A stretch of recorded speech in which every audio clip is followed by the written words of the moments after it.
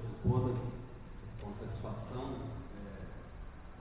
estar iniciando esse espaço com vocês aqui, esse espaço que vai além do congresso, vai além da palestra, né, que a gente está chamando de Festival Latinos Humanos, Cultura e Crítica Jurídica.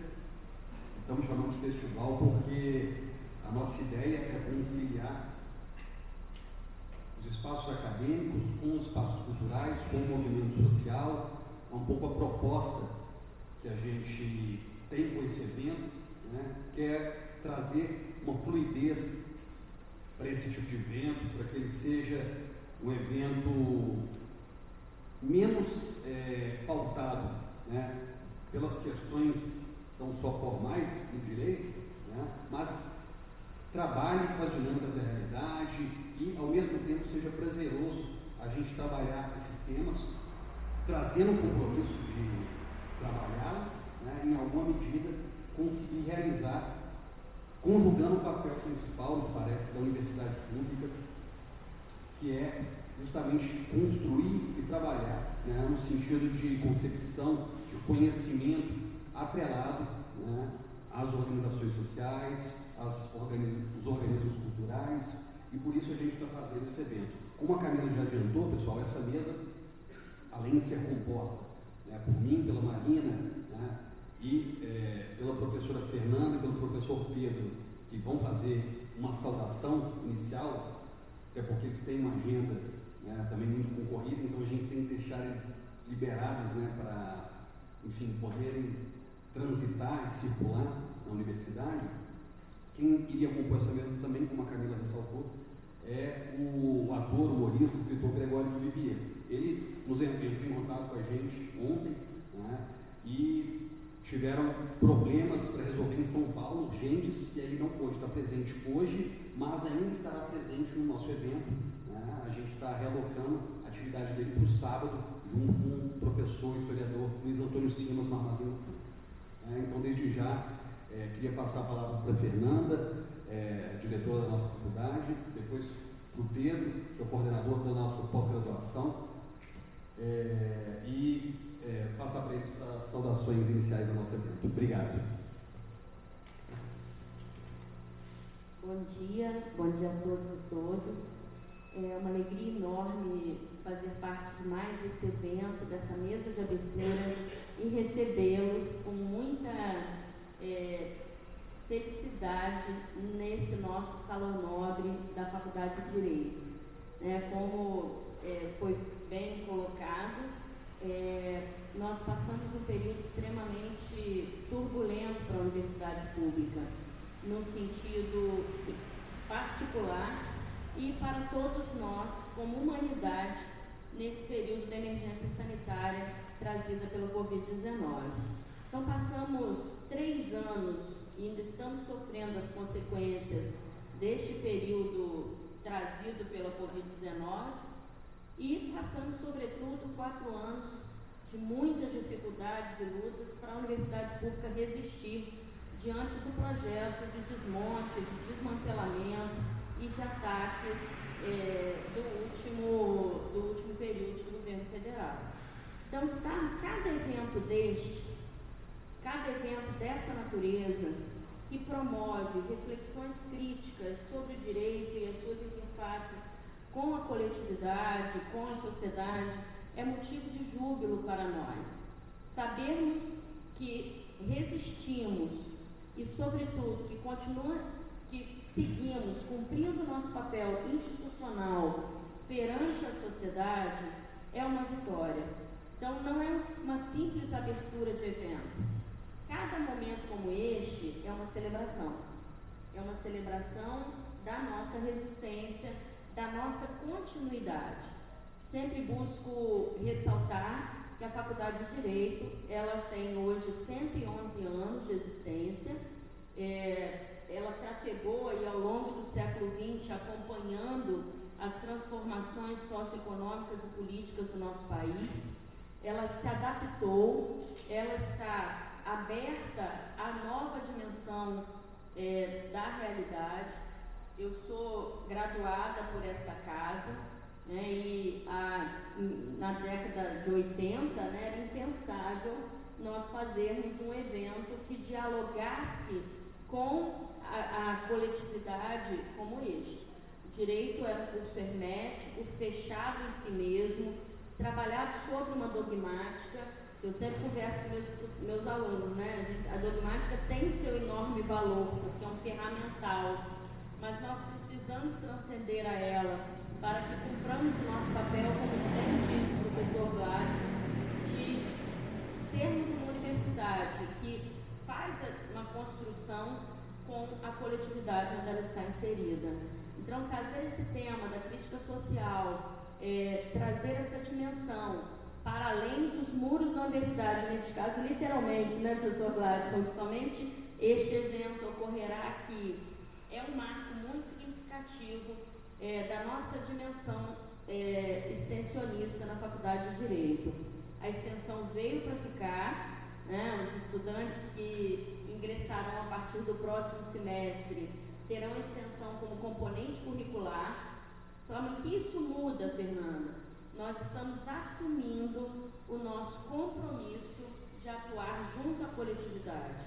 Isso muda bastante a concepção do nosso curso e consolida movimentos como os promovidos pelo professor Gladson e outros professores que vêm trabalhando essas práticas no nosso curso.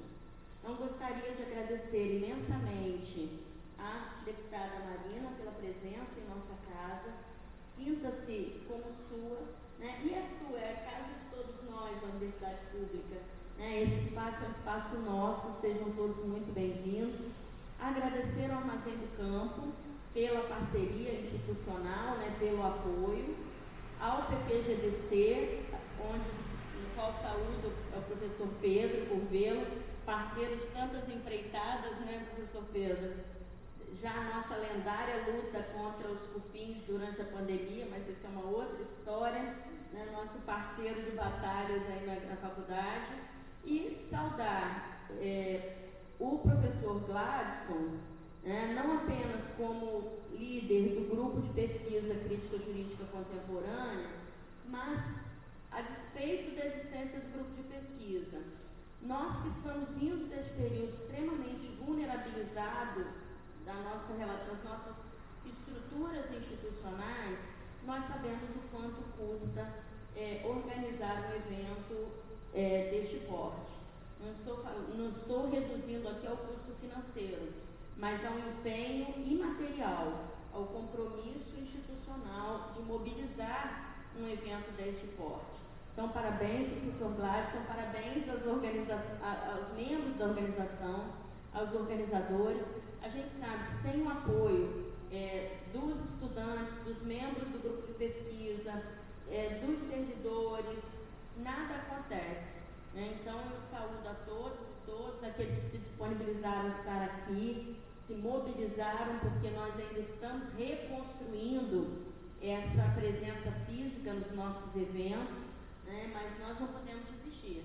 Estamos sempre formando cultura, nos reconfigurando, nos reformatando para que consigamos sempre resistir, né? Então, muito obrigada e agradeço a oportunidade de participar da abertura desse evento. Um excelente evento a todos nós.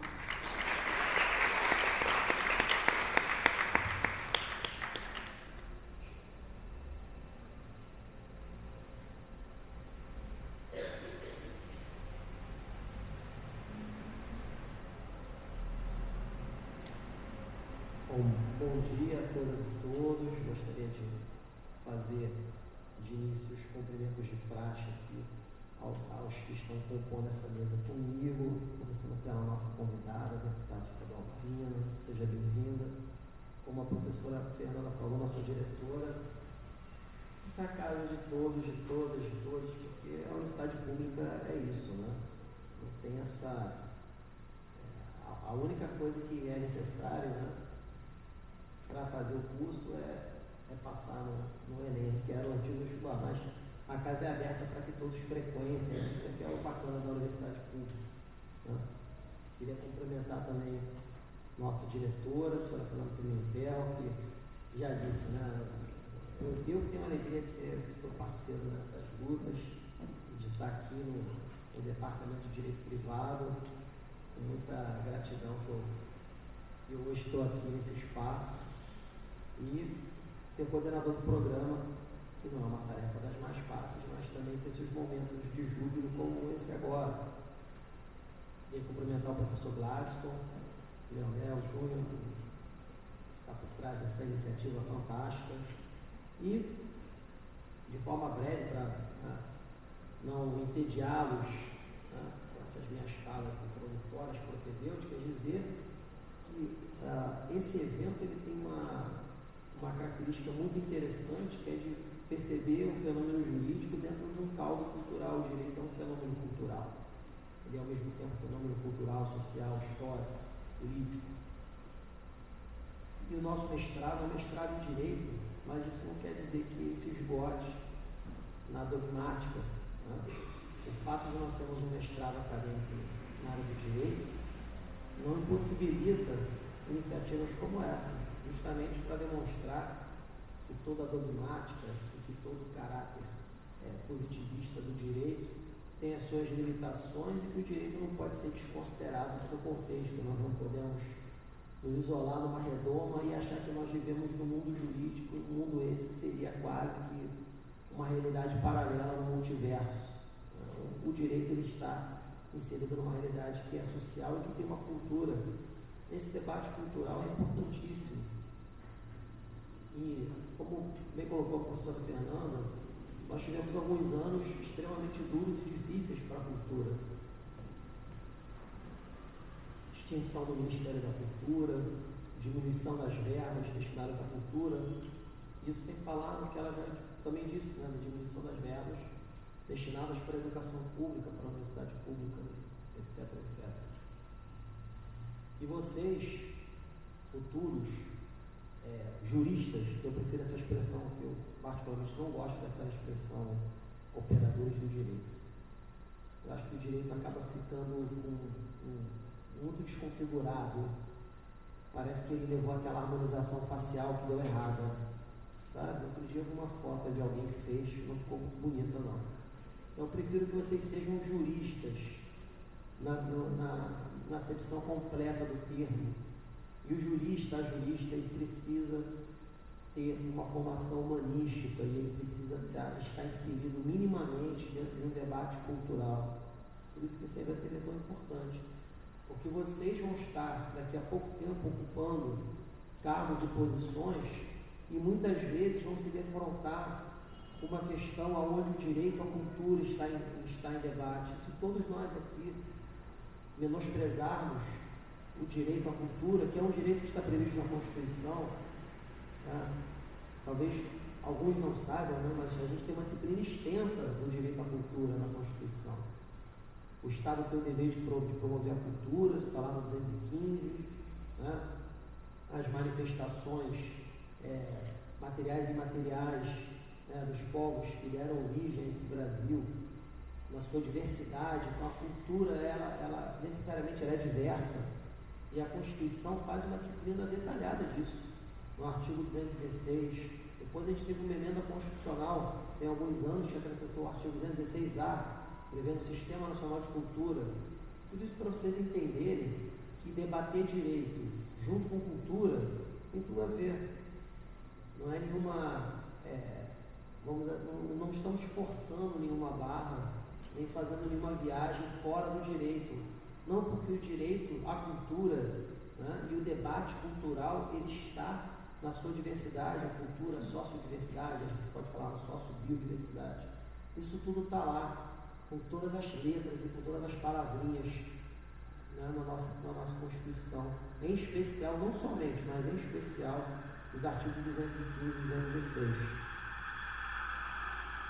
Então, feita essa introdução, queria parabenizar muito o professor Gladstone pela iniciativa, desejar todo sucesso ao evento e deixar o convite, a porta aberta para que vocês que não são da UF voltem sempre à UF, porque a porta está aberta e a casa de todos, de todas, de todos nós. E uma saudação especial aos alunos do mestrado que estão aqui, né? Obrigado por vocês terem vindo. essa programação, né, ela é muito melhor para vocês aqui. E aos alunos da graduação também fica o convite, né, que vocês podem ser os mestrandos e as mestrandas de amanhã. A gente precisa, né, o mestrado só existe porque vocês vão fazer, se não todos ou todas, alguns vão fazer o mestrado.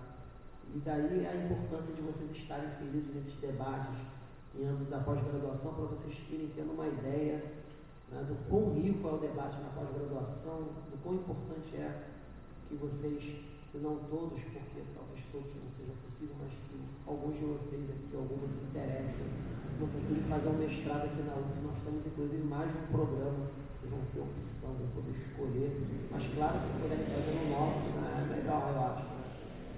Como coordenador, né, claro que eu tenho que dizer isso.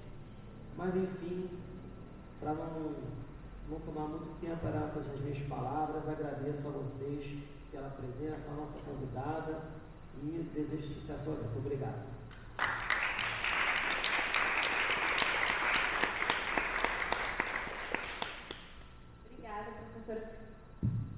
Obrigada, professora Fernanda, professor Pedro.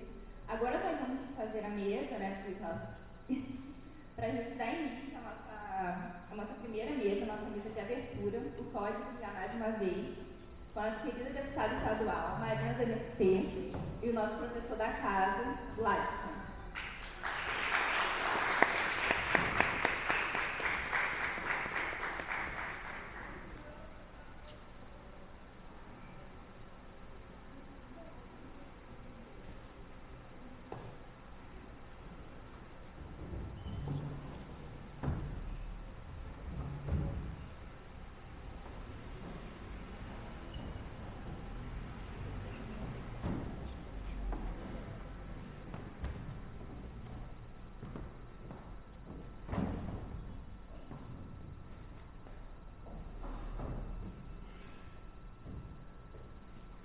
A palavra, Marina, quando se sentir à vontade, pode começar.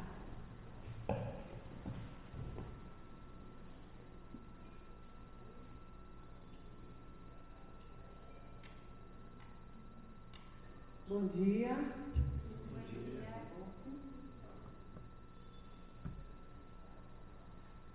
Bom dia a todos e todas. Bom dia. Primeiro quero agradecer muito pelo convite para estar aqui nesta manhã, abrindo este festival. Olha que honra, estou muito feliz por isso.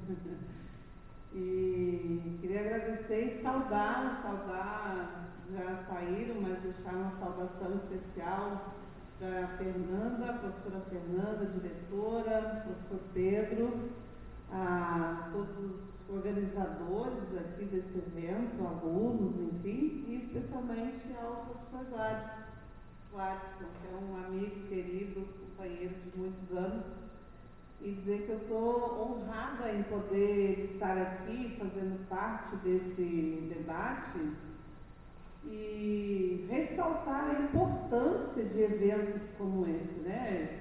Como a professora Fernanda e o professor Pedro colocaram anteriormente, aqui fazer um festival juntando universidade e movimento social, universidade e sociedade civil, né, com os temas que vocês estão colocando. Ressaltar a importância desse momento na sociedade brasileira, ter esse tipo de atividades organizadas, né, no sentido da gente também celebrar a resistência da universidade pública, celebrar a resistência da nossa juventude, que ainda estão mesmo que com muitas limitações, muitos problemas, mas ainda tendo a possibilidade, não é, do acesso à universidade pública. E dentro dessas celebrações, eu acho que os temas colocados já anunciam uma série de desafios que aparecem, que nós podemos ir tratando de forma coletiva, né? Eu acho que isso ajuda muito a cada pessoa, principalmente nesse momento que a gente está vivendo, da gente poder identificar os desafios e tratá-los como de forma coletiva, né? Enfrentá-los. Então, parabenizo e saúdo a cada um de vocês que estão participando, os que vão ainda participar, mas aos organizadores também. E agradeço pelo convite. Bom, eu organizei aqui 4 temas para tratar, olhando um pouco para alguns elementos da conjuntura nacional que nós estamos vivendo. E dentro desse tema da conjuntura nacional, como eu venho, né, desse berço, comentar alguns elementos também que nós estamos avaliando em relação aos acontecimentos da CPI contra o MST, né? Então, eu achei que não poderia deixar de trazer alguns elementos para esse debate no festival e em especial por nós estarmos aqui na Faculdade de Direito da UF. Eu acho que tem tudo a ver, digamos, de nós também refletir sobre alguns temas, né? Bom, primeiro, trazer os elementos assim de que nós estamos vivendo um momento de forte crise na sociedade, que não é só, infelizmente, não é só aqui em Niterói, não é só no estado do Rio de Janeiro, não é só no Brasil, mas é uma crise decorrente do sistema que está vigente, né? Então, uma crise em âmbito global, que dialoga com aquilo que nós estamos vivendo em cada território, né, do nosso estado ou do nosso país. E essas crises, elas são, né, tanto do ponto de vista econômico, político, mas também de valores ecológico, né? O tema ambiental e da ecologia está diretamente, né, em cada lugar que nós estamos, em cada território, mas também dialoga com a crise que nós estamos vivendo no mundo nesse sentido.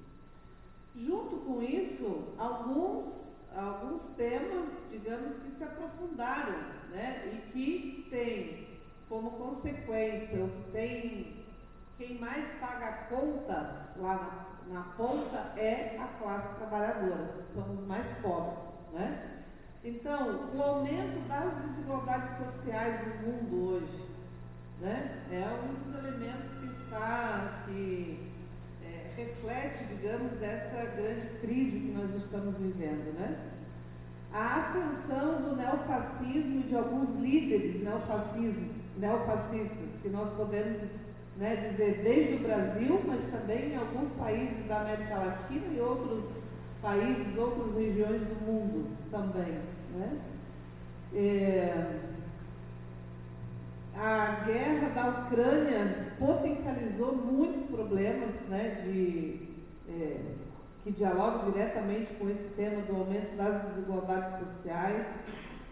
E se a gente pegar aqui no Brasil como exemplo, mas também em outras regiões do mundo, a volta ao mapa da fome, a exemplo do Brasil, né, que volta ao mapa da fome que nós estamos. Nós vivemos num país muito grande, com muita terra, com muita capacidade de produção de comida, mas num país em que nós temos mais de 30 milhões de pessoas que estão passando fome, né? E desse número, aqui no estado do Rio de Janeiro, são 10% disso, ou seja, nós temos quase 3 milhões de pessoas que passam fome aqui no nosso estado, né? E ainda assim, dialogando com o tema anterior, com o aumento, a elevação também do neofascismo, tem alguns políticos, inclusive, né, colegas da própria Assembleia Legislativa, que não veem a fome aqui no estado do Rio de Janeiro e que não admitem os dados, inclusive, né, assumindo uma clara postura de negação de um problema tão grave como esse, não é, de crises. E falando aqui no estado do Rio de Janeiro, né, a exemplo de que nós temos quase 3 milhões de pessoas que passam fome aqui, nós também vivemos, nesses últimos anos, um processo de derrota política, de derrotas, digamos, que dialogam com o conjunto da sociedade, né? No sentido de que a extrema-direita, pensando nas últimas eleições, ganhou em nível de votos aqui no nosso estado. Então, também isso é um tema importante, digamos, que acredito a juventude deve pautar no sentido de debater e pensar também os seus desafios para frente com isso, né? Também aqui no nosso estado, eu diria, esse problema que nós temos dessa política da milícia, não é? Que se apropria do conjunto dos bens e dos serviços públicos e, inclusive, do orçamento público, né? Então, claro, por um lado você vai negar a fome porque vai dizer, não tem orçamento para isso, né? Mas isso é um grave problema. E não podemos deixar de lembrar a vergonha que o governo do estado está causando para todos nós, com o não pagamento do piso para os trabalhadores da educação, né? Nós estamos aí há praticamente um mês com uma greve da educação, né, de professores, de trabalhadores e trabalhadoras da educação, e o governador do estado diz que não tem dinheiro para pagar o piso dos trabalhadores da educação, que é uma vergonha, né? Aqui no nosso estado que a educação recebe o pior salário do Brasil, né? Então, digamos, nós vivemos aí, né? Por outro lado, a privatização dos serviços, né? A exemplo da CETAI, não tem mais dinheiro, não tem caixa e, pior de tudo, não tem água na torneira da classe trabalhadora, não tem água na torneira de quem vive nas periferias, nas favelas e etc., né? Em muitos municípios do nosso estado também. Então, digamos, nós entramos nesse ano anunciando aí, né, uma nova inadimplência no regime de recuperação fiscal do estado, que, infelizmente, isso também dialoga com o conjunto, digamos assim, de nossos desafios aí que nós temos que enfrentar. Bom, junto com isso, ou ligado, ou não há como a gente desconectar, né, esse processo da gente pensar também o modelo de desenvolvimento econômico e social do país e aqui para o nosso estado. Primeiro dizer que aqui no estado do Rio de Janeiro, uma das coisas que falta pôr à mesa do conjunto, não é, da sociedade é esse tema e da gente dar centralidade de debater de fato um projeto de desenvolvimento, debater e construir um projeto, proposta de desenvolvimento para o estado do Rio de Janeiro, porque, né, nós vivemos nesse período de uma quebradeira geral de tudo, desse descenso, né, de tudo, e não há sobre o que a gente debater, analisar, propor, construir a nível de desenvolvimento econômico e social aqui para o estado, e aí envolvendo as diversas áreas, né, seja da saúde, da educação, da industrialização, da geração de trabalho, renda, emprego, enfim. E dentro disso, não há como a gente desconectar a nível nacional também, e que dialoga, lógico, aqui com o nosso estado, o tema do desenvolvimento econômico e social do campo brasileiro, né?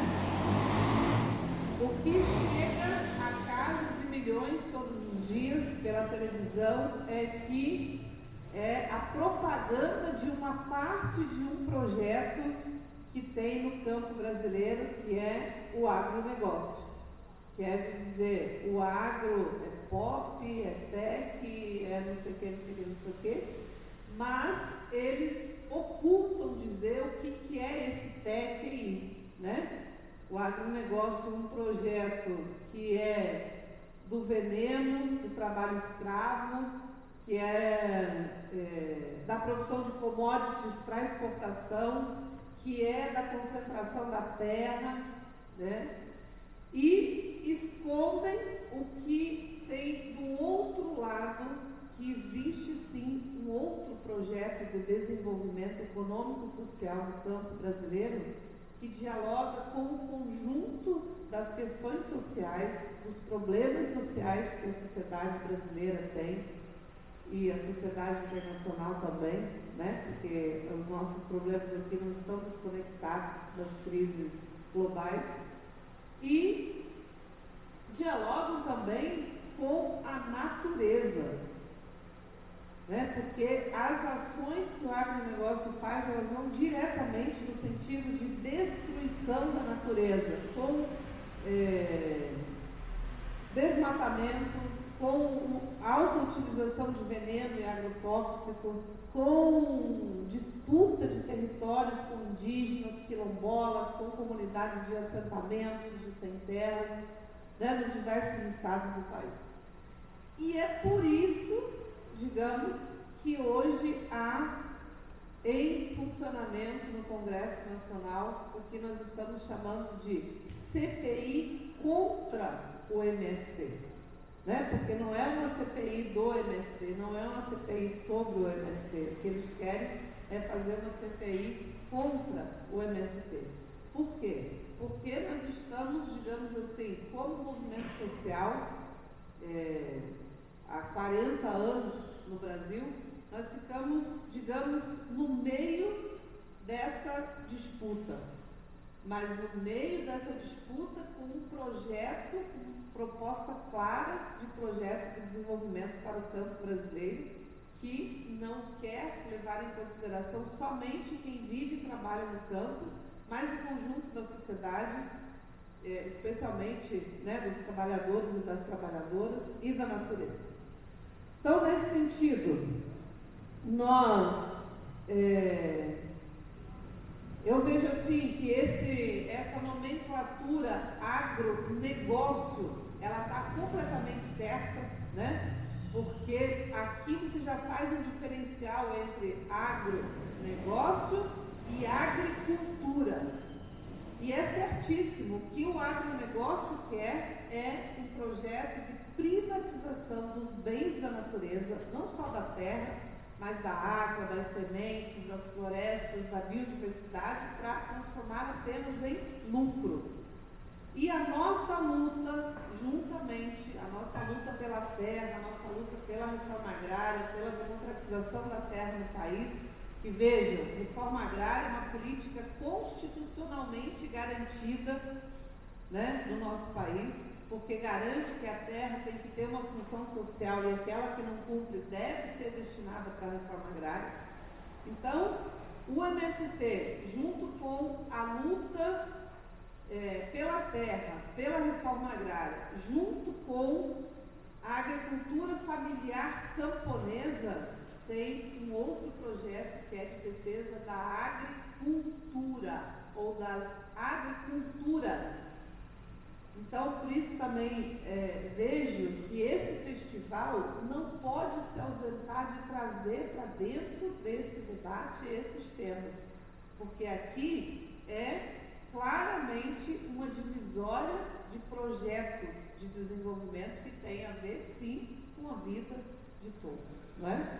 E a defesa também, a luta do MST pela distribuição de terra, pela democratização da terra, pela luta pela reforma agrária no Brasil, junto com a agricultura familiar camponesa, é também um projeto de defesa dos bens da natureza, de fazer com que os bens da natureza estejam a serviço da sociedade, a serviço de resolver os problemas principais que a sociedade tem. A exemplo da fome, a exemplo da recuperação e preservação ambiental, a exemplo de enfrentar as crises climáticas que nós vivemos hoje no Brasil e no mundo. né? Então, se por um lado nós temos o agronegócio com aumento da concentração da terra, vocês sabem, no Brasil, segundo os dados do IBGE, o último censo agropecuário foi feito em 2017, no Brasil, 1% detém 46% das terras agricultáveis. Ou seja, 1% detém a metade praticamente do país, né? E, por outro, nós temos então milhões de hectares que poderiam estar disponibilizados aí para a reforma agrária, para a produção de alimentos, para a geração de emprego, renda no campo, para plantio de árvores, para recuperação e preservação ambiental e tantas outras coisas, né?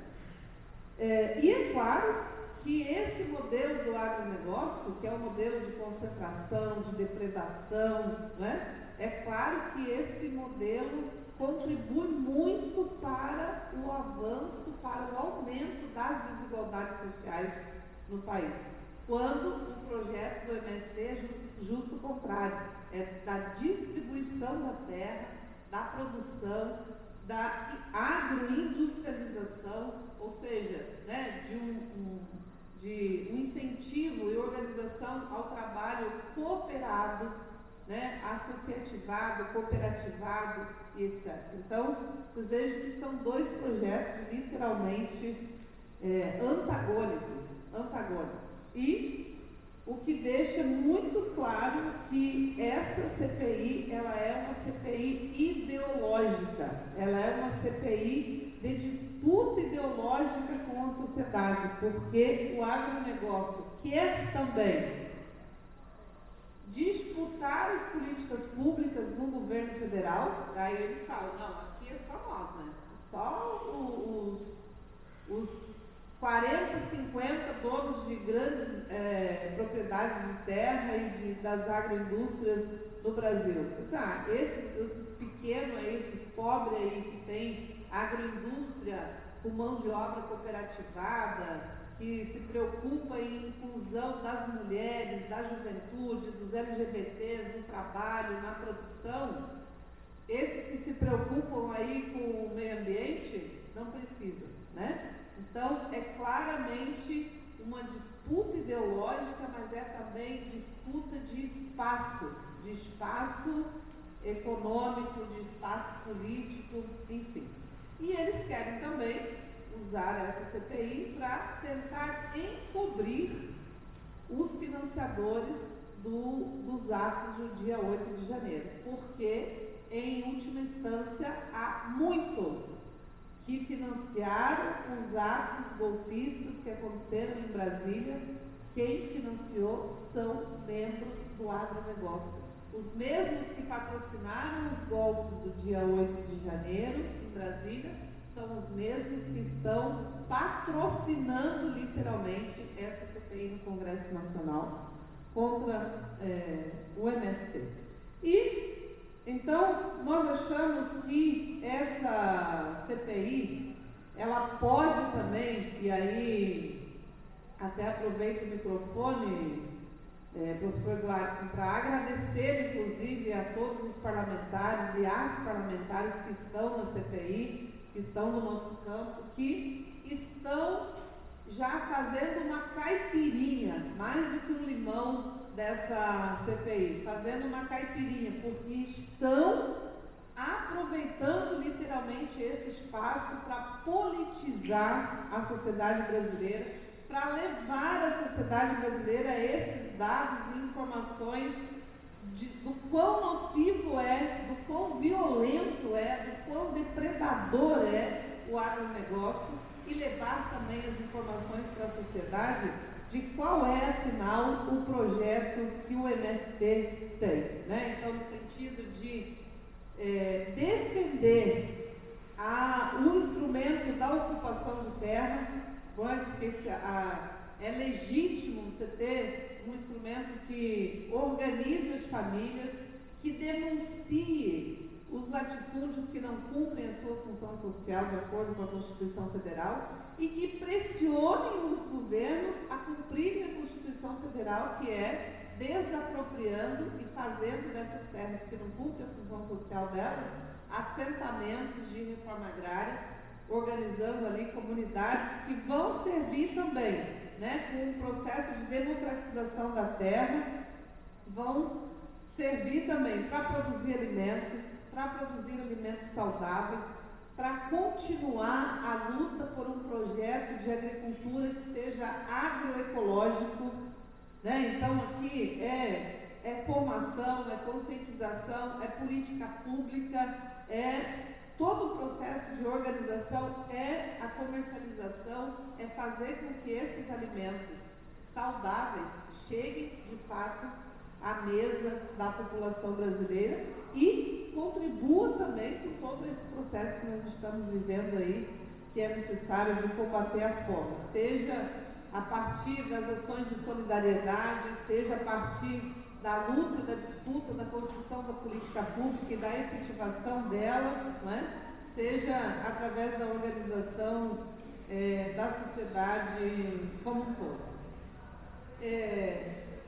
E o outro tema, companheiros e companheiras, que eu queria trazer é um pouco pensando assim, diante disso tudo, dos desafios que estão colocados aí, acredito que para o próprio governo federal, né, que é um governo que ganhou as eleições, digamos assim, num processo de uma disputa de um governo que vinha num processo.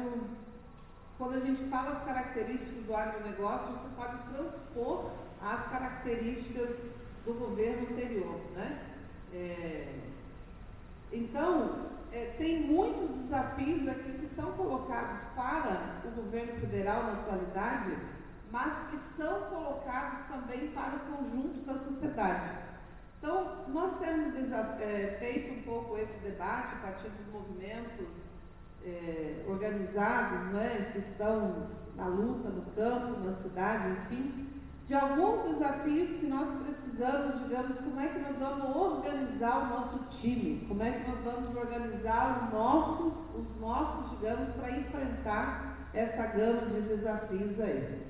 Então, algumas questões aqui para vocês. Primeiro, nós vemos que nós precisamos avançar na organização e na constituição de comitês populares de lutas, como uma forma também de você ter espaços onde as pessoas, os trabalhadores, vão poder, em conjunto, com os vizinhos, com os amigos, na escola, na universidade, no trabalho, no bairro, enfim, né, junto, diagnosticar os seus principais problemas e apontar também propostas e tirar ali, digamos, meios, formas de pressão, de lutas, de como que vão alcançar, não é, essas conquistas ou denúncias, enfim. Então nós achamos que isso é muito importante, os comitês também, né, com autonomia e protagonismo, ter iniciativas próprias, né, de acordo com o seu local, de acordo com os seus problemas ali. Segundo, que nós precisamos também acumular algumas bandeiras de lutas unitárias.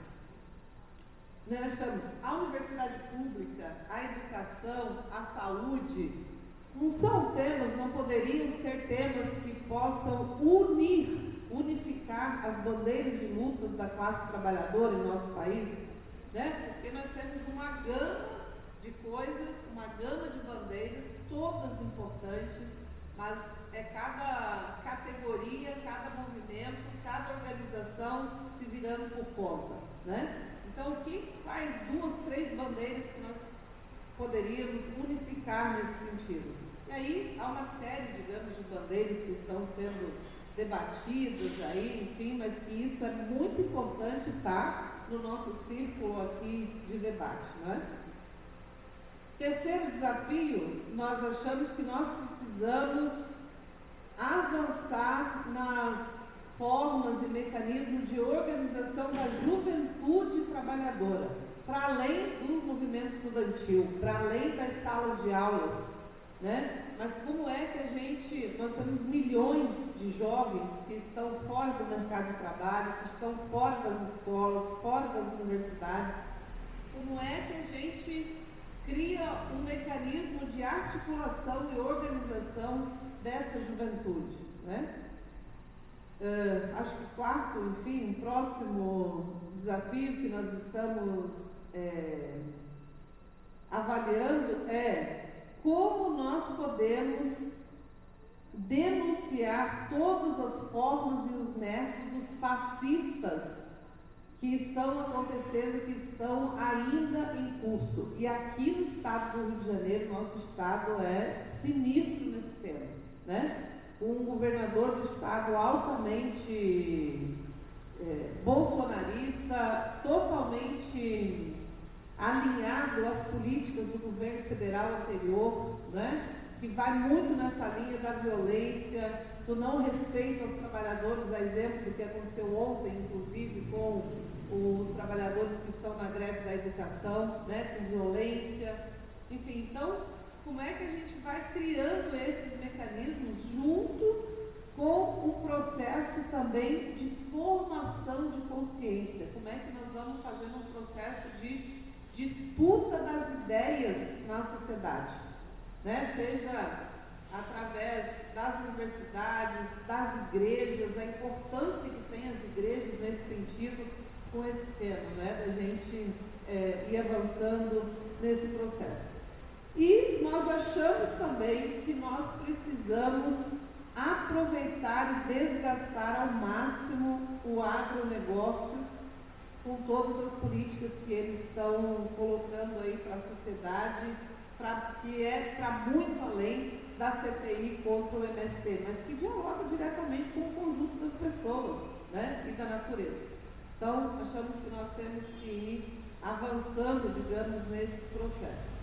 Por último, eu queria colocar para vocês 3 agendas que acho importante vocês também irem junto conosco, né, se apoiando, principalmente nessa campanha que o MST está fazendo, que é a hashtag #ToComMST, justo da gente dizer para a sociedade, dizer para o Congresso Nacional e atuando no sentido também que a sociedade defende essas práticas e não as práticas do agronegócio, né?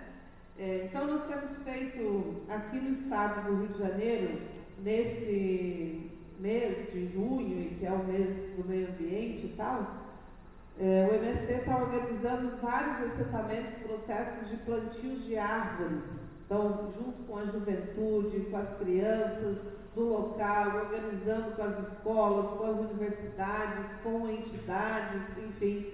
Tem sido um processo muito bacana isso, né? Porque o pessoal vai para o assentamento, conhece o MST, conhece a realidade de fato de como vivem as famílias, como se organizam nos assentamentos, o que é o projeto do MST, como foi a história da conquista daquele assentamento, porque todos os assentamentos que é de luta por direito à terra, no campo e na cidade nesse país, só existem como fruto de lutas e de lutas organizadas por movimentos sociais, do campo e da cidade. Então, é muito importante, né, a sociedade conhecer esses processos de luta, conhecer aquela conquista, aquele fruto que é a conquista de um processo de luta, né? E as atividades que vão ser realizadas no Armazém do Campo, em relação a esse festival, eu vejo também como é uma forma muito interessante também da sociedade conhecer uma parte do MST, lá o próprio armazém, conhecer também as cooperativas, de onde vêm os produtos que estão ali, como são organizados os trabalhadores, né, nos locais, nos territórios que produzem aquela comida que chega ali, seja o café, o suco, o arroz, a cachaça, enfim, né, todos esses. Então, é muito importante. E aqui um parênteses que eu não falei antes, mas que é importante deixar registrado, que o MST é o maior produtor orgânico, o maior produtor de arroz orgânico da América Latina. E isso é uma coisa que não querem que digam na CPI, né? Mas isso é muito importante a sociedade ficar sabendo. Então, quem tiver interesse, né, de ir para o assentamento, de se somar a esse processo do plantio de árvores, pode nessa estada lá no Armazém do Campo também organizar, digamos, com a companheirada que vai estar por lá. Uma segunda agenda que nós estamos achando muito importante, nós fazermos encontro de amigos, de amigas parlamentares, intelectuais, artistas, personalidades, membros, representantes das diversas igrejas, fazer esses encontros de amigos nos estados, e estamos propondo fazer aqui no estado do Rio de Janeiro, no dia 26 de junho, no Palácio Tiradentes, onde funcionava a Alerj. E final do dia, né, como 18 horas. Então, já deixar convidado vocês também, no sentido de ter um ato político, né, com diversas representações da sociedade, também assumindo essa campanha, estou com o MST, quero conhecer o MST, defendo o MST, né, nesse diálogo aí com a CPI. E terceiro e último, no dia 24 de junho, que é São João, nós vamos fazer um ato político-cultural em Campos dos Goitacazes, lá no assentamento da usina Cambaíba, que é ainda acampamento, mas estamos num processo muito forte de ter anunciado aí como o primeiro assentamento do governo Lula, como fruto também de uma luta de mais de 20 anos. Vocês sabem, lá as terras, os fornos da usina Cambaíba foram utilizados para a incineração de militantes que lutavam contra a ditadura militar, né? A denúncia do próprio delegado Cláudio Guerra, realizado lá. E há mais de 20 anos ali é palco de luta, de disputa por aquela terra, né, contra esse modelo. Então nós vamos fazer esse ato político-cultural no dia 24 de junho. Estamos organizando também, né, o MST aqui do estado vai organizar ônibus, caravanas. Então, se alguém que vocês quiserem também, fica o convite, que pode se estender esse convite para outras pessoas, para outros estudantes, para a universidade como um todo, porque inclusive o projeto do assentamento ali nós estamos já organizando numa grande parceria com as universidades locais, inclusive com a UF lá de Campos, com a UENF. Então há um processo muito participativo, colaborativo, de diversas entidades e instituições da sociedade nesse. Então, digamos, a conquista desse assentamento, a realização desse assentamento em Campos, especialmente lá nas terras da Cambaíba, ela não é só uma conquista do MST, mas é uma conquista do conjunto dos movimentos sociais que fazem a luta pela terra, no campo e na cidade, e é uma conquista, sobretudo, da sociedade fluminense, da sociedade brasileira, porque aquelas terras, elas estão no centro de disputa política há muitos anos no nosso país, e ela vai estar na mão dos trabalhadores e trabalhadoras que estão há mais de 20 anos lutando por aquele assentamento. Então, deixar esse convite para vocês. Por fim, muito obrigada. Espero que a gente possa fazer um diálogo aí após. Estou muito feliz de estar aqui compartilhando desses elementos e também quero ouvir vocês. Muito obrigada.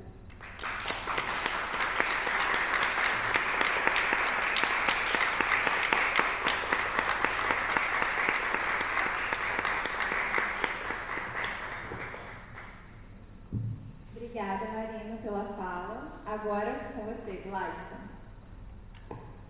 Obrigado, Camila. Pessoal, bom dia para quem não dei bom dia no início, chegou depois.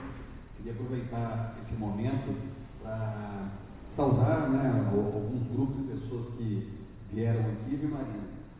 Não acompanhará daí os alunos que estão tomando nota de tudo que você está falando, viu? Já está notando, inclusive, a atividade em campus ali, interessa muita gente aqui. Mas queria agradecer, né, a presença da turma da graduação, da turma da pós-graduação, das pessoas que são convidados, vieram conhecer o evento, se inscreveram, o companheiro Breno está presente ali na assessoria da Marina, a companheira Natália, e queria Movimento Brasil Popular, né, e queria saudar, né, sobretudo, tinha esquecido no início, né, o grupo que está executando isso, essa atividade, né, sem a qual ela não estaria acontecendo, que é o Grupo Crítica Jurídica Contemporânea, que está no staff, na organização, na articulação, né, e permitindo com que a gente realize esse evento. Minha fala, pessoal, é uma fala que a Marina já fez uma contextualização, trazendo para a conjuntura mais atual, e eu acho que foi muito feliz porque a conjuntura atual acaba sendo, nesse período mais recente, uma conjuntura de esperança, e não por acaso a mesa de abertura, ela se chama O Sol Há de Brilhar Mais Uma Vez. Como vocês já devem conhecer, né, permanecendo a canção, é importante a gente falar do sol, só que antes dele brilhar, a gente não pode esquecer o que aconteceu, para que esses erros ou essas questões não voltem a ser cometidos. Isso aí é o lema de quem trabalha, por exemplo, com justiça de transição. Justiça, verdade, memória. E para fazer essa fala com vocês, eu vou seguir o trajeto da Marina, eu vou fazer uma fala em 4 atos. Só que como acadêmico, porém não pedante, né, os 4 atos que eu vou fazer essa fala são atos que vão se pautar em crônicas de um cara chamado Eduardo Galeano. Queria mostrar para vocês, e a primeira crônica que vai direcionar minha fala, do Eduardo Galeano, é de um livro chamado Livro dos Abraços, e tem uma crônica, que é a crônica conhecida como A Cultura do Terror, que ela fala o seguinte: a Sociedade Antropológica de Paris os classificava como se fossem insetos. A cor da pele dos índios, todos correspondia aos números 29 e 30 de sua escala cromática. A Peruvian Amazon Company os caçava como se fossem feras. Os índios todos eram mão de obra escrava que dava borracha no mercado mundial. Quando os índios fugiam da plantação, as empresas os agarravam, eram envolvidos numa bandeira do Peru, empapada em querosene e queimados vivos. Michel Tossi estudou a cultura do terror que a civilização capitalista aplicava na selva amazônica no começo do século XX. A tortura não era um método para arrancar informações, mas uma cerimônia de confirmação de poder. Num longo e solene ritual, os índios rebeldes tinham suas línguas cortadas e depois eram torturados para que falassem. Por que eu estou trazendo essa crônica, a primeira crônica, para iniciar direcionando a minha fala? Porque essa crônica ilustra a parte colonizada da cultura política brasileira e latino-americana. Ou seja, que é uma cultura que, querendo ou não, teve que se valer da resistência desse povo para resistir a esses tipos de barbaridade. Então, a cultura política brasileira é a cultura que deve relembrar Canudos, que deve relembrar o Contestado, Quilombo dos Palmares, a figura de Chico Mendes, de Marielle Franco, da irmã Dorothy, do massacre de Eldorado de Carajás, Corumbiara, Felisburgo, que acontece com os indígenas, ou seja, vários exemplos aqui que a gente pode passar o dia citando, né, que aconteciam séculos passados e continuam acontecendo até os dias de hoje. E qual é a tática utilizada geralmente?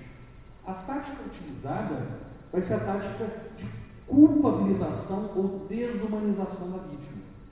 E daí a minha fala vai nesse sentido da gente fazer essa análise até chegar à análise do sistema de justiça e o que foi essa crise política recente no Brasil.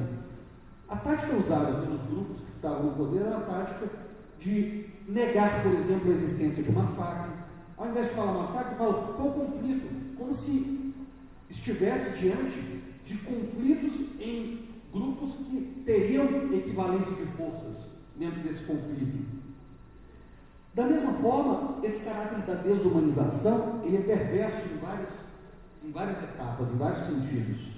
Uma dessas formas é quando, por exemplo, nos morros do Rio de Janeiro, na favela, simplesmente se anuncia, matou mais um, mas era traficante. Como se para traficante a pena fosse a pena de morte, fosse permitido isso no Brasil, ou seja, menos um bandido. Isso que eu estou trazendo como exemplo é o padrão de dominação da cultura política brasileira a partir de um caldo punitivista. Esse caldo punitivista não nos interessa, porque ele traz uma sensação de resolução dos crimes a partir de uma cultura de vingança e do medo. E a vingança e o medo, ela não é justiça. A gente acaba ficando o que Gandhi chamava de olho por olho, dente por dente, o mundo acabará cego. Então é curioso porque no momento anterior, inclusive no governo da presidente Dilma, parte, das forças de esquerda muitas vezes se equivocaram. E aí é importante a gente observar quais foram os equívocos acontecidos nesse período. Por exemplo, ao estimular a lei antiterrorismo, que era 13.260 de 2016, puxada dentro do Ministério da Justiça. Eu morava em Brasília na época, onde agora aquelas condutas que fala a lei antiterrorismo, todas já estavam tipificadas de alguma forma, seja no Código Penal, seja na legislação ordinária, ou seja, não era necessário. Agora os movimentos sociais começam a sofrer com ela. Exemplo disso é o companheiro Valdir, de Goiás, que foi o primeiro a ser englobado a partir dessa lei antiterrorismo. Exemplo disso é a 5ª CPI do Movimento Sem Terra, que não tem objeto definido, que é um absurdo uma CPI, mas tem como relator uma narrativa que já está posta e um relatório que já está pronto, que é o Ricardo Salles. O azar dele, como a Marina falou, é que nossa companheirada está construindo um triplex na cabeça dos parlamentares. Vídeo que o professor José Geraldo fez ontem na CPI. Então, eu tive a felicidade de ser orientado pelo professor José Geraldo na Universidade de Brasília e, ao ver ele apontar a dificuldade de cognição da realidade para a deputada, ela deve estar procurando até agora o que é essa cognição. É importante falar e trazer essas questões, porque é o que a Marina falou, é muito evidente aos olhos nus. Se trata de um mero teatro para a criminalização do movimento social. E não é a primeira vez, como isso é a 5ª vez. O MST está vacinado com isso. Então é curioso a gente notar porque a violência e a criminalização vão andar juntos, e elas vão forjar fronteiras da precariedade, da fragilidade democrática das nossas instituições. Então é curioso notar, porque hoje o Brasil é reconhecido como o país que mais mata defensores de direitos humanos e de direitos ambientais do mundo, dados da Comissão Pastoral da Terra. Então a criminalização dos movimentos sociais, ela não vem só de fora, ela constitui esses sujeitos, em alguma medida, perante a elite. Então, a compreensão do sem terra, que é trabalhada historicamente, é a compreensão de quem? O vagabundo que toma a terra dos outros. Essa é a compreensão que é vendida. A compreensão do rapaz negro no morro, que é assassinado, é do traficante, do jovem que trabalha, que é o aviãozinho no mercado de drogas, é um monstro. Ou seja, tem que ser vendida o arquétipo do inimigo comum. O inimigo que deve ser, não debatido nas ideias, mas ele deve ser eliminado. Ele deve ser o quê? Ele deve ser destruído. É o que Foucault trabalha na biopolítica, ou Achille Mbembe vai trabalhar na necropolítica, onde você vai eliminar o seu oponente. E daí eu já entro no meu segundo ato, a partir da outra crônica do Galiano, com esse livro, Filho dos Dias. Nessa crônica tem uma crônica que o nome dela é O Grito, que fala o seguinte: Bob Marley nasceu na pobreza e gravou suas primeiras músicas dormindo no chão do estúdio. Em poucos anos se fez rico e famoso e dormiu em leito de pluma, abraçado a Mismundo e foi adorado pelas multidões. Mas nunca se esqueceu de que ele não era apenas ele.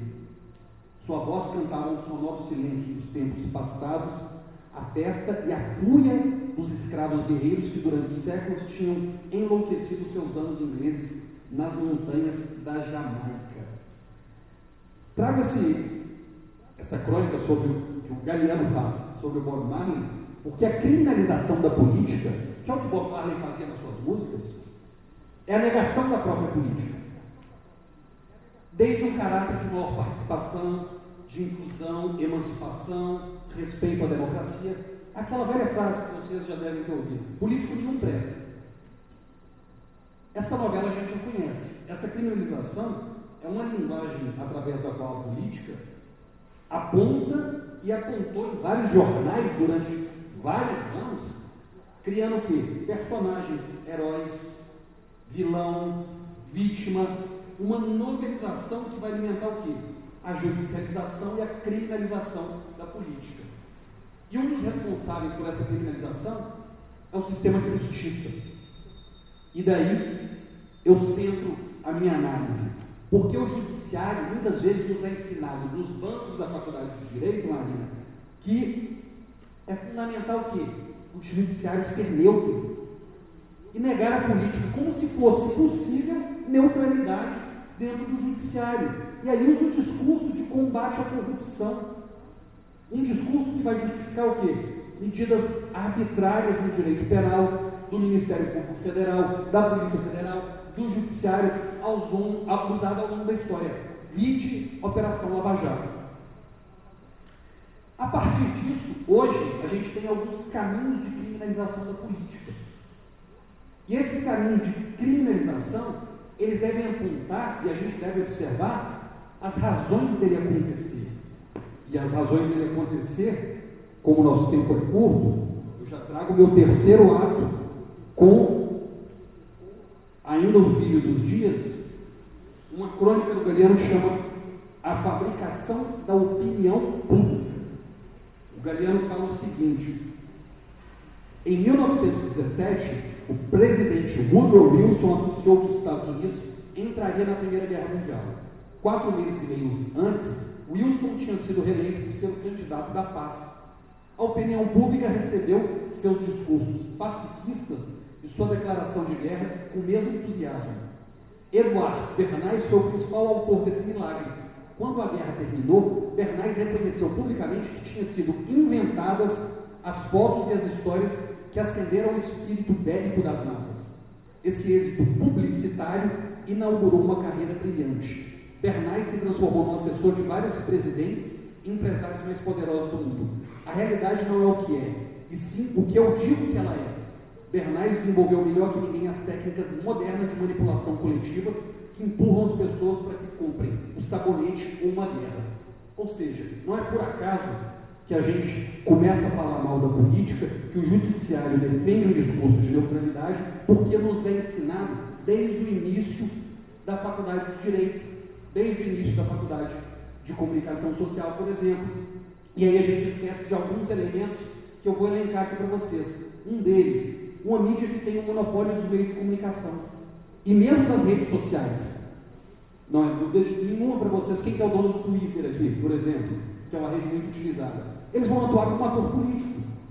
Como fizeram na ditadura militar. Constrói uma narrativa de um lado e uma mentira repetida 1000 vezes se torna uma verdade. Já diria Goebbels, ministro da propaganda de Hitler. É o que a gente chama hoje de pós-verdade. O que é a pós-verdade? Aquilo que vai circulando como se de fato fosse uma verdade. Por exemplo, a gente receber no grupo de Zap do tiozão do Zap que Jean Willis se casou com um cavalo. As pessoas acreditam e começam a replicar isso. Não se questionam em relação a essa informação que é recebida. Isso é uma questão, poder midiático. A segunda é a seletividade. Seletividade, pessoal, porque a maioria absoluta das prisões no Brasil, não sei se vocês sabem, mas elas acontecem sem transitar o processo, sem transitar em julgado, ou seja, sem terminar todas as fases de recurso. Por quê? Geralmente são crimes contra o patrimônio, geralmente cometido por pessoas pobres, muitas vezes que vão cometer o crime, geralmente porque precisam ou se alimentar, ou crimes de pouca monta. Mas curioso que os crimes contra o patrimônio dos bilhões fraudados pelas americanas, o sistema de justiça vê com mais cautela. O sistema de justiça não vê o perfil de bandido nessas pessoas. Então você tem uma seletividade.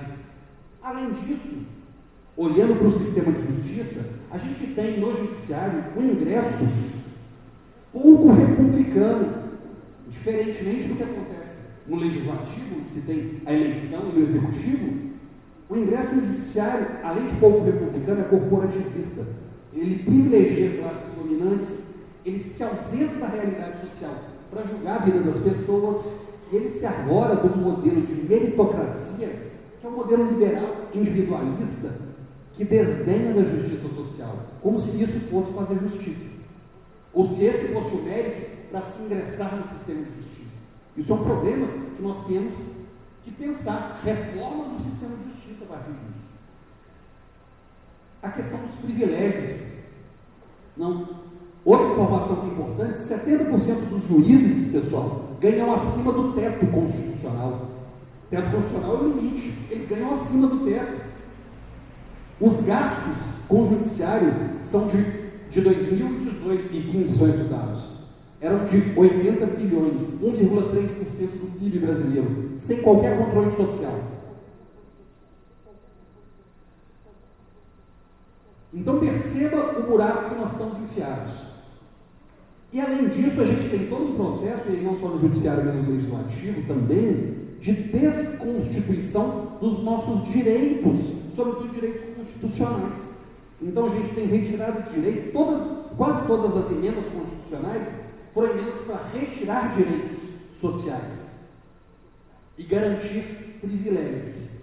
Basta a gente lembrar a PEC do teto de investimentos públicos, que eles falam gasto, né? E, na verdade é investimento público, porque ele atinge a saúde, atinge a educação e não atinge os juros que é pago aos bancos. Basta ver o que foi a contra-reforma da Previdência, a contra-reforma trabalhista. Enquanto isso, as empresas vão funcionando sem sofrer intervenções, como a Vale em Minas Gerais, na minha terra. Fazendo o quê? Brincando em alguma medida com a vida das pessoas e colocando elas em riscos. Então hoje o que a gente tem, não só no Brasil, mas na América Latina, é o que ficou conhecido como lawfare. Vocês já devem ter ouvido falar. O que seria esse lawfare? Instituições jurídicas usadas abusivamente para perseguir adversário político e garantir golpes de Estado, não só no Brasil, mas em toda a América Latina. Aconteceu no Brasil, acontece na Argentina, aconteceu na Bolívia, acontece no Equador. Não é uma novidade. Então o que a gente tem é uma dinâmica sistêmica complexa que vai funcionar a partir do processo que quer julgar. A depender do processo, vai julgar apressando a condenação, vai trazer provas pouco consistentes, vai trazer delação premiada como se fosse prova, vai fazer condução coercitiva como instrumento de intimidação.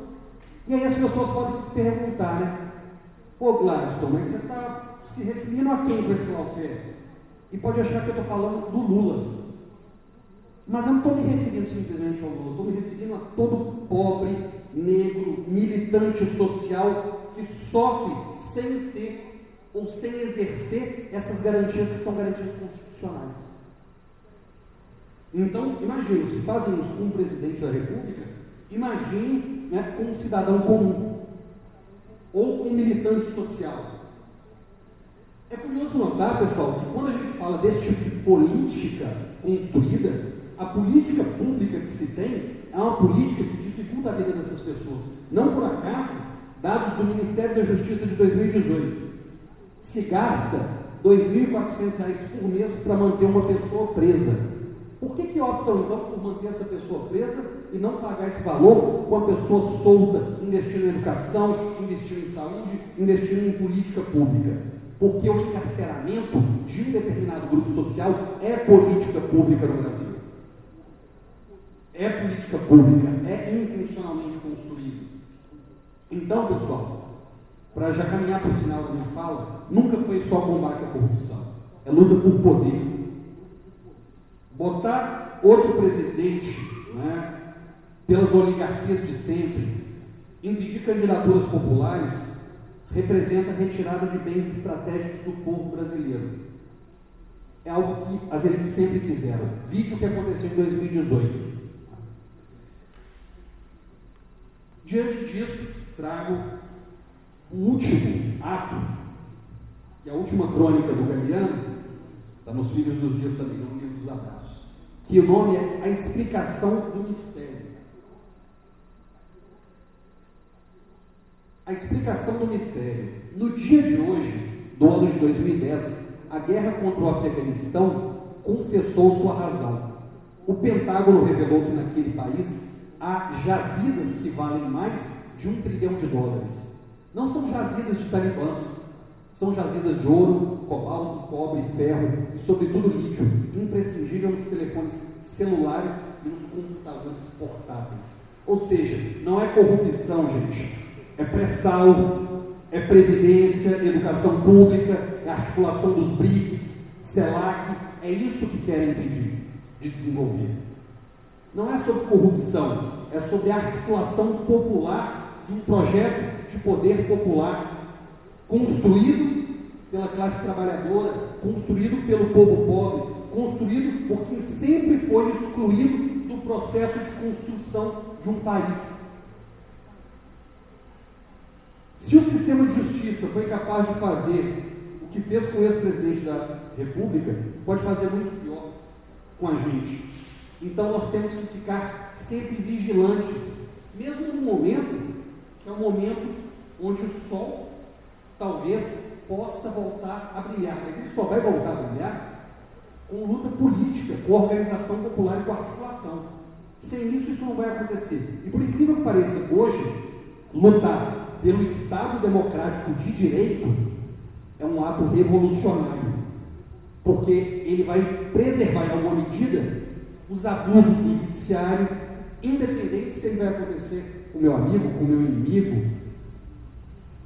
Esse cenário é um cenário que a gente tem que ampliar alguns desafios, como o de participação e controle social da justiça, garantindo o que? Autonomia e independência de povos que garantam que consigam participar desse controle do sistema de justiça, alargar e garantir o exercício de direitos sociais e econômicos, não simplesmente saídas meramente individuais, garantir novos espaços e desenhos institucionais mais amplos, pensando não só no indivíduo, mas no que o professor José Geraldo, que já foi aqui citado hoje, que ele chama de sujeitos coletivos de direitos, com capacidades de instituir direitos, de criar condições para novos direitos do campo social, como a sociedade civil consegue fazer com luta política, como é, por exemplo, o que os alunos do coletivo de direito popular fazem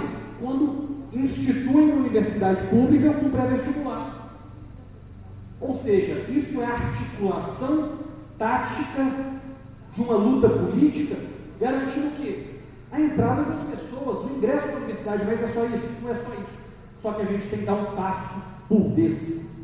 A gente tem que dar um passo por vez. E para isso eu finalizo a minha fala com uma fala que é meio senso comum na justiça, mas como a gente tem que dar um passo de cada vez, é importante a gente observar para a gente conseguir galgar outros passos mais à frente, que é do uruguai chamado Eduardo Culto, que ele fala que, ao olhar para o estudante de direito, né, que o dever dele é lutar pelo direito, mas no dia em que encontrar em conflito o direito e a justiça, luta pela justiça. Diga-se de passagem, no nosso caso, justiça social. Obrigado, pessoal.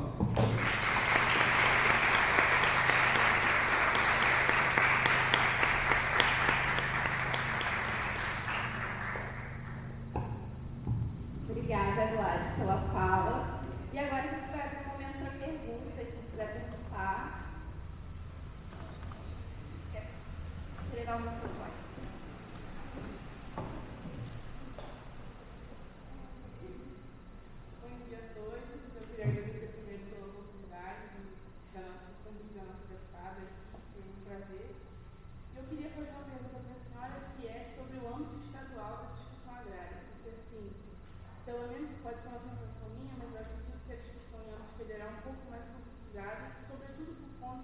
dessa CPI contra o MST de agora.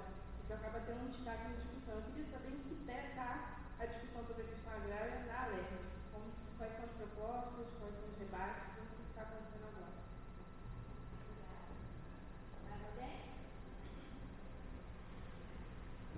Queria parabenizar a deputada Marina, o professor Gladstone, pelo evento que está maravilhoso.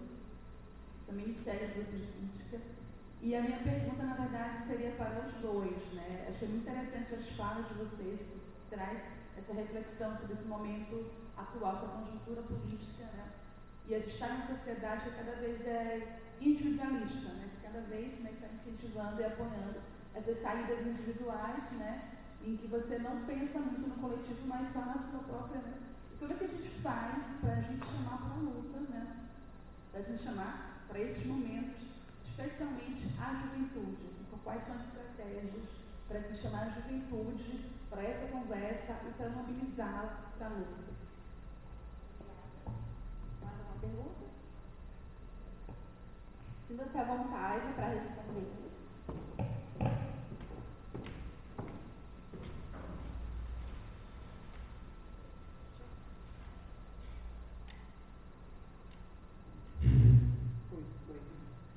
Obrigada pelas questões e contribuições. Olha, eu sempre digo que a questão agrária aqui no Rio de Janeiro sempre foi invisibilizada e inviabilizada, né? Mas ela existe. Ela existe com todas as contradições, com todos os conflitos que existem na questão agrária a nível nacional, também existem aqui no estado do Rio de Janeiro. Um exemplo, eu acho que muito forte que nós temos é da própria usina Cabaíba, né, lá em Campos. Mas também aqui, e o nosso estado é um dos mais urbanizados do Brasil, né? 96% da população fluminense é considerada urbana. Então, isso dá uma certa motivo, na verdade, um motivo para não se falar tanto, não se debater, não pautar.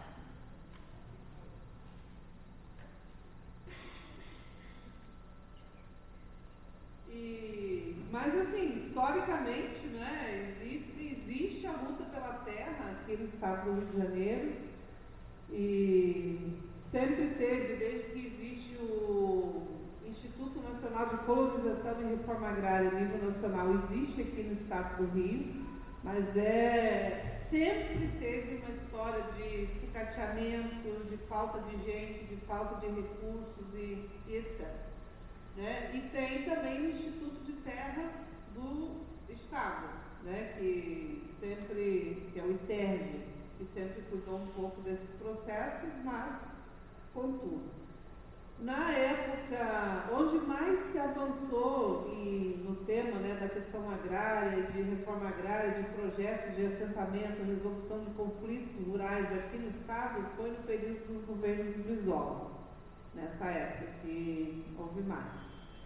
Inclusive, por um período, um dos procuradores foi o professor Miguel Valdez, muito amigo do professor José Geraldo, né, do direito fechado na rua, etc. Então, onde mais foi o período que mais teve, né, esse debate. Agora, na ALERJ é praticamente nada, né? Mas há também algumas conquistas que eu acredito importantes, como, por exemplo, ontem aprovamos na ALERJ, né, o meu segundo projeto de lei aprovado na ALERJ, que foi de instituir a política estadual de valorização da mulher no campo, aqui para o estado do Rio de Janeiro. Bom, é só um projeto de lei aprovado, que agora, né, tem que ser organizado, digamos assim, as políticas públicas que vão, de fato, incorporar essa lei que a gente quer fazer cumprir essa lei. Assim, parece pouca coisa, mas para um estado que tem, né, a agricultura e a questão agrária tão invisibilizada, nós achamos que foi uma super conquista. conquista, sabe? Que isso é muito importante. E também na Alerj, então assim, né, temos levado, fomentado, proposto muitos projetos de lei que vão nessa linha, né, de fomentar a agricultura aqui no Estado, também de políticas de recuperação e preservação ambiental. Por exemplo, o MST tem uma campanha de produção de 100 milhões de árvores frutíferas nos próximos 10 anos. Nós também vamos, né, olhando assim, o que é possível da gente ir colhendo das coisas, das ações concretas organizadas pelas comunidades, pelos assentamentos, pelos movimentos do campo, que nós podemos propor isso para a sociedade fluminense através de leis, né? Então temos investido muito nesse caminho. E eu assumi a presidência da Comissão de Segurança Alimentar da Alerj, que é também um espaço, digamos, que nós estamos tendo, né, um instrumento, vamos dizer, tanto da Comissão de Segurança Alimentar como o nosso mandato, nós estamos olhando assim, são instrumentos que nós queremos para pautar também esses temas, né? E acho que tem sido bem bacana nesse sentido. E estamos sempre abertos também a sugestões, inclusive, né, para vocês que são do direito, né, dizem, olha, conheço tal projeto de lei, ou que tal a gente fazer assim, né, assim, a partir das coisas concretas, né, que existem, que vocês estudam nas suas comunidades, enfim. O que quiserem propor para a gente, estamos sempre abertos, viu? E sobre essa questão também importantíssimo que você colocou sobre a organização da juventude, que metodologias, eu acho que esse é um dos grandes desafios que nós temos, não só aqui no estado do Rio, no Brasil, mas no mundo, de como a gente ganhar juventude, não é, para as lutas coletivas, etc.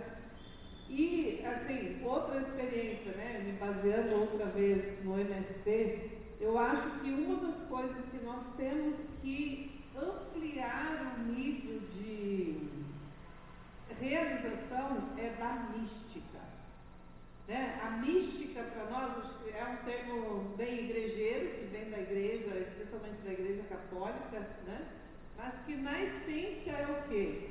É como você trabalhar a partir dos elementos concretos da vida da pessoa, da sua luta, da sua organização, da sua individualidade, da sua necessidade, você aproveitar ou trabalhar os elementos, né, da simbologia, da história, da sua comunidade, da sua luta e tal, e a gente transformar isso em símbolos que possam trazer para a nossa vivência de hoje, mesmo que sejam por momentos, aquilo que nós queremos construir para a sociedade.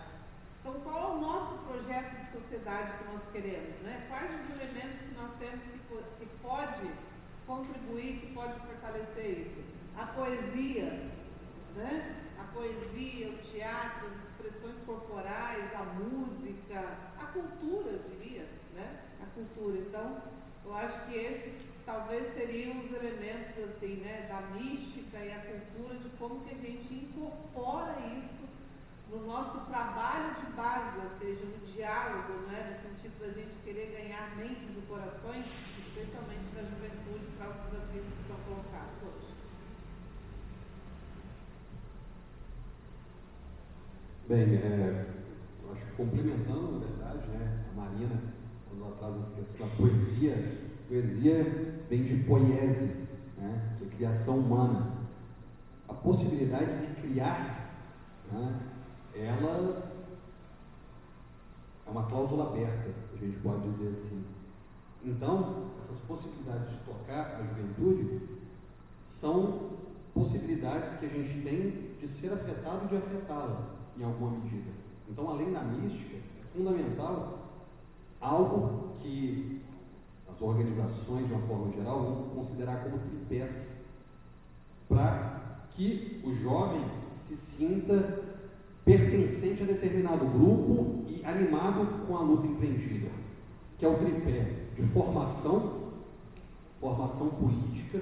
É o que nós estamos fazendo aqui hoje, porque a vida é um ato político em si. Então, o ato político não é o ato simplesmente parlamentar que a Marina vai exercer junto ao parlamento. O ato político, a partir da polis grega, é o ato de construção cidadã, também dentro da universidade. Então, a formação ela é fundamental. Além da formação, a organização popular é fundamental, ou seja, organizarmos enquanto coletivos, enquanto grupos que têm pautas claras, seja a pauta da reforma agrária, seja a pauta dos direitos humanos, seja a pauta racial. A organização é fundamental para que esse projeto ganhe corpo. Além da formação, além da organização, é fundamental a luta política. Sem luta política, não tem avanço dessas pautas, não tem avanço desses programas.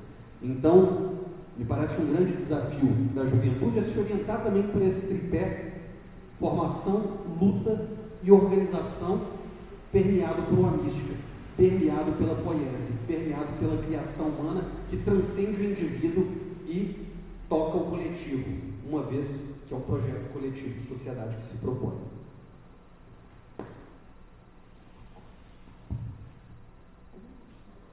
Mais alguém tem alguma pergunta? Alguma colocação? Tem?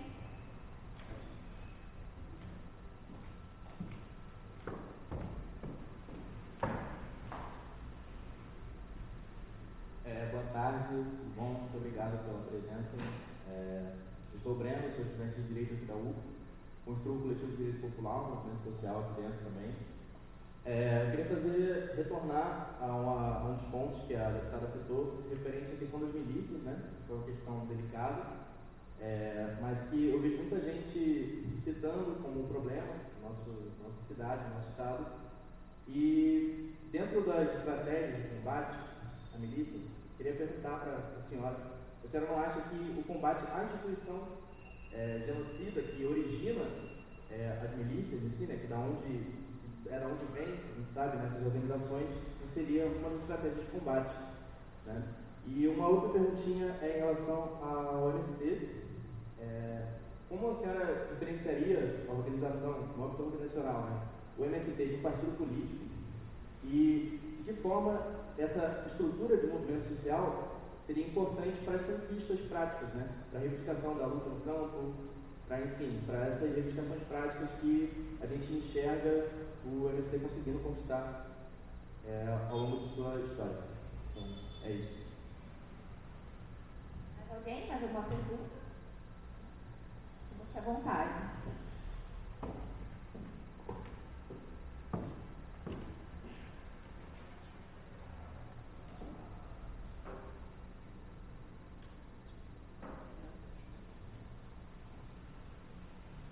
Breno, a segunda questão que você fez foi diferenciar o MST do partido político?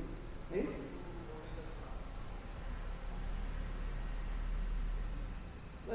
Na primeira questão que você colocou, eu falei da milícia política, né, que tomou conta do Estado, para além da milícia em si, né, daquilo que faz, mas ela está tomada, digamos, nos diversos ramos da nossa sociedade fluminense, né? E formas de combater eu também quero encontrá-las, mas não tem como a gente combater milícia em todos os sentidos da sua, onde ela está organizada aqui no estado, ao meu ver, sem duas grandes frentes, digamos, ou ações. Uma que tem que estar em toda a estratégia da política pública de segurança nacional, né, do país, não só aqui do Estado, mas assim, não pode hoje o sistema de segurança pública do país não ter um olhar específico para isso, né? E aí trabalhar dentro das diversas dimensões esse combate, né? Então, a política pública, né, aquela coisa entra a política pública, sai a milícia. Então, todas as formas da sua garantia da execução da política pública nos territórios, principalmente nas favelas, né? Então, tem que ter a garantia de políticas públicas efetivas cotidianamente nesses territórios. E a segunda é a organização popular, né? Ou seja, não tem como você, o Estado vai e sai. Então, para mim, tem que ter essas duas grandes instituições organizadas também, né, nesse combate à milícia. Bom, o MST é um movimento social, né? Um movimento social. Então, se não tem CNPJ, não tem uma inscrição como um partido político, como uma ONG, uma organização, mesmo uma organização não governamental, não tem número de inscrição, né?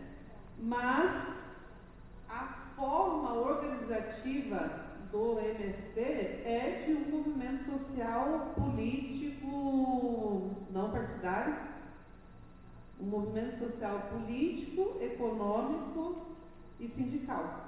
Porque a luta pela terra que o MST faz, ela tem que ser uma ação de massas. Ela é uma ação de massas. E aqui eu acho que é um grande diferencial que eles querem sempre criminalizar a ocupação da terra, né?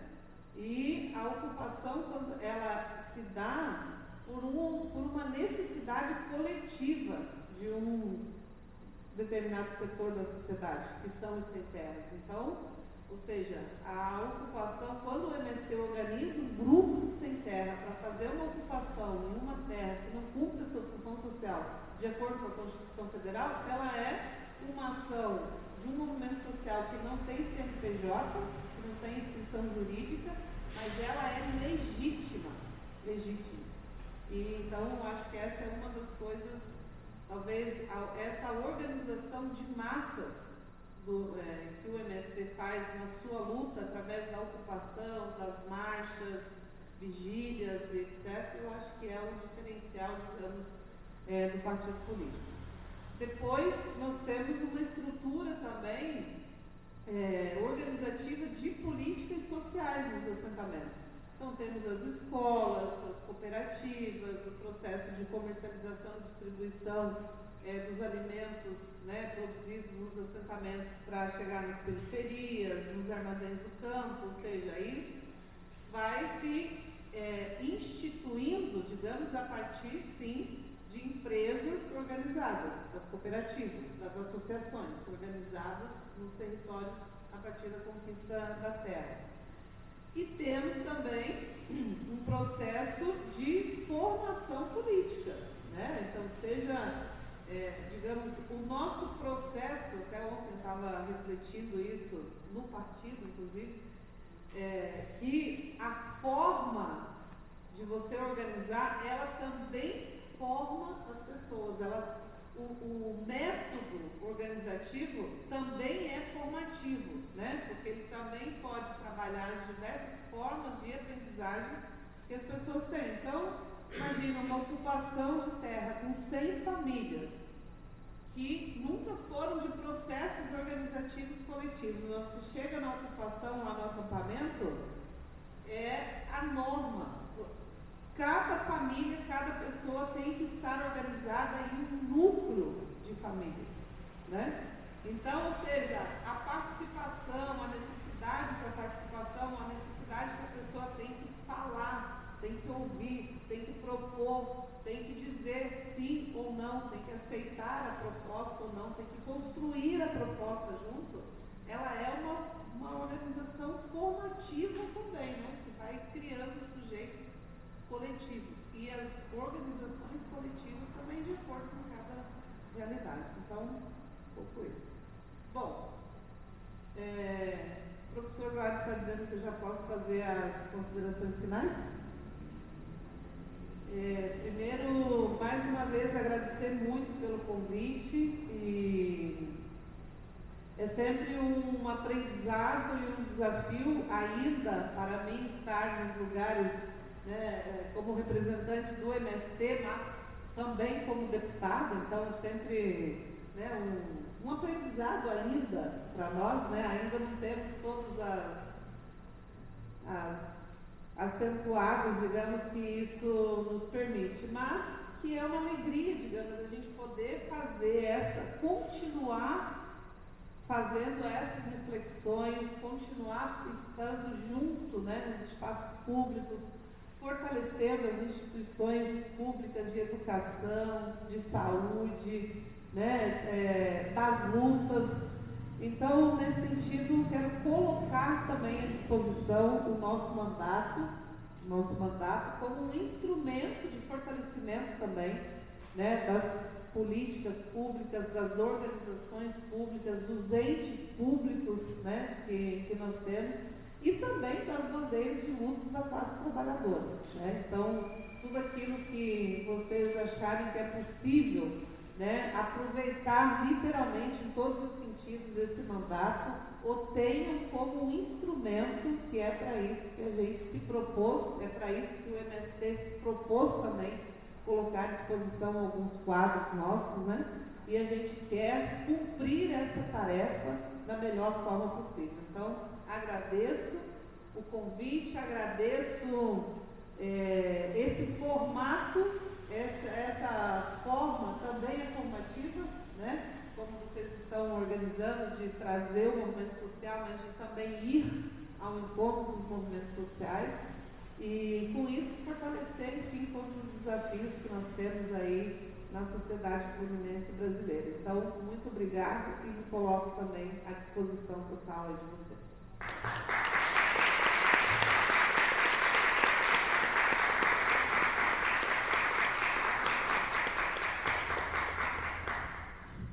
Bem, minhas considerações finais, na verdade, é um chamado, né? Um chamado para vocês continuarem participando do nosso evento, não mais aqui, mas no Armazém do Campo, na Lapa, do Rio de Janeiro. Então, um lugar, além de toda a mística e todo o compromisso com a luta popular, é no meio da Lapa, gente. Então, assim, convenhamos que, né, não estaremos mal localizados. Na noite de hoje, nós vamos debater a mesa Caminhando contra o Vento, que vai debater música, cultura e direito. Na sexta-feira, na parte da tarde, também no Armazém do Campo, a mesa Qualquer Maneira de Amor Vale Amar, debatendo temática de gênero, sexualidade, LGBTQIA+. Uma das palestrantes está aqui, Elinha Vânia. Sexta-noite, a mesa Ideologia Eu Quero Uma para Viver. Nós vamos estar debatendo também com o representante do coletivo Direito Popular, que é o PH Lima, o professor Enzo e a professora Juliane Furno. E no sábado, a gente encerra o nosso evento com a mesa que o nome dela é A Vida Não é Só Isso Que Se Vê. É um pouco mais com o professor Luiz Antônio Simas e com o Gregório Vivier. Lembrando que todos esses espaços no armazém são precedidos de espaços da fala. Após a fala tem a cena cultural, né? Então vai ser conectado com atividade cultural, com atividade musical, com lançamento de livros sexta-feira, que vai acontecer. Estava falando com a Maia isso aqui, né? Então vai ser uma atividade intensa até o sábado de tarde. Eu conto com a presença de todos e todas vocês. Obrigado.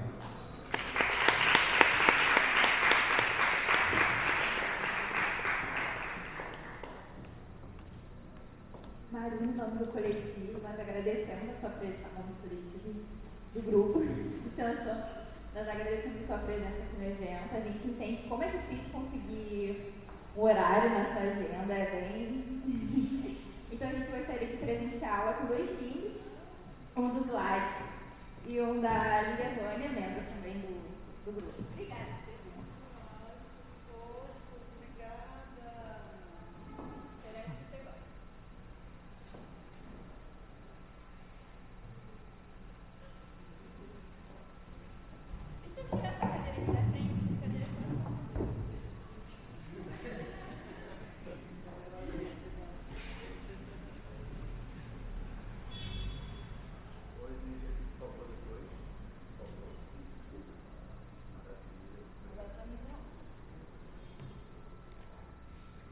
E antes de terminar, a gente queria chamar o coletivo para dar um recado, né, Camila? Sim. Por favor. Por favor. Primeiramente, queria agradecer pelo espaço de poder falar aqui na mesa, de poder falar como coletivo, agradecer ao professor Gladstone por ter cedido esse espaço à Camila. Muito honrada de estar na presença da deputada Marina, um prazer. Já fomos no seu gabinete algumas vezes lá na UERJ, entre coisa. Gente, então, eu vim aqui, na verdade eu queria só fazer uma fala rapidinho, resgatando uma coisa que foi falado sobre a CPI, e solidarizar como um movimento social, né? O Coletivo Direito Popular é um movimento social, a gente se solidariza com o MST nesse sentido, entendendo a perseguição que tem sido feita com o MST em relação a essa CPI, que está aí uma CPI que é exacerbação do poder punitivo do Estado, que passa a criminalizar não só as periferias, não só o povo oprimido, mas também os movimentos sociais que tentam ser espaços de organização de luta, né, dessas pessoas. Então, por isso que também a gente, enquanto coletivo, se coloca contra o poder punitivo, por ter essa compreensão, né. E o recado que, enfim, eu vou dar em relação à nossa chamada de bolsistas e voluntários para a construção tanto da clínica jurídica, da assistência jurídica popular Esperança Garcia, quanto também para vestibular social Dr. Luiz Gama. O pré-vestibular social, ele hoje recebe 1.200 alunos todos os sábados aqui na Faculdade de Direito, né? Então a gente tem a periferia ocupando o espaço público da universidade, a gente tem esse espaço universitário não sendo um espaço de segregação, mas um espaço de conhecimento e de emancipação popular, né? Porque, enfim, sozinho a gente não se emancipa, né? A gente se emancipa coletivamente. E também sobre a clínica jurídica, a gente tem esse espaço que tem essa proposta de direito, de direito diferente, né? No sentido de um direito que coloca a periferia como centro, que coloca essa luta contra o poder punitivo como necessário e fundamental, e que tenta também trazer para os alunos do direito a prática jurídica numa perspectiva de militância mesmo, assim, né? Você está trabalhando ali, seu trabalho voluntário, ou como bolsista em prol da periferia. Enfim, isso é fundamental. Instrumentalizar o direito nessa luta. E está aberta a chamada, vai até amanhã à noite as inscrições. Então se inscrevam, é uma oportunidade interessante para quem é do